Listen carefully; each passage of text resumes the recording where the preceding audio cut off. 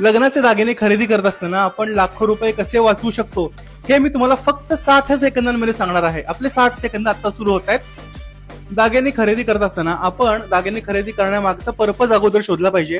आपण दागिना daily use साठी खरेदी करतोय का आपण ऑकेजनल यूज साठी दागिना खरेदी करतोय हे आपल्याला जेव्हा कळतं त्यानुसार आपण दागिन्यांचं वेट सुद्धा ठरवलं पाहिजे.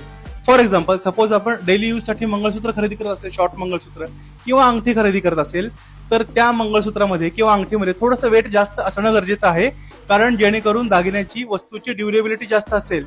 त्याच प्रमाणात जर आपण एखादं मोठं मंगळसूत्र असेल किंवा एखादं लॉंग हार असेल सोन्याचा, जो आपण ऑकेजनली फंक्शनल साठी फक्त वापरत असतो, तर तो हार जर घ्यायचा असेल तर तो मोठा दिसणारा पण कमी वजनामध्ये आपण प्रेफर करू शकतो.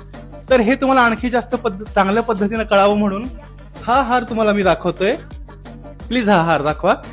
तर हा अतिशय सुंदर हार आपण फक्त 23 ग्रॅम 500 मिली मध्ये बनवलेला आहे. डिझाईन थोडंसं प्लीज क्लोजअप येऊन दाखवा. 23 ग्रॅम 500 मिली मध्ये इतका सुंदर ऑकेजनल यूज साठी आपण हा हार बनवलेला आहे. याचं डिझाईन तुम्हाला कसं वाटतंय ते मला कॉमेंट्स मध्ये सांगायला विसरू नका. आणि दागिना खरेदी करत असताना वजन अगोदर बघण्यापेक्षा आपण कोणत्या पर्पज साठी दागिना खरेदी करतो हे आधी तुम्ही क्लिअर करा, जेणेकरून तुम्हाला दागिना खरेदी करणं सोपं जाईल. दागिना खरेदी करताना अशाच क्लॅरिटीसाठी, कॉन्फिडन्ससाठी हे पेज फॉलो करा. आणि तुमच्या कोणत्याही शंका असतील तर मला कॉमेंट्स मध्ये सांगायला विसरू नका.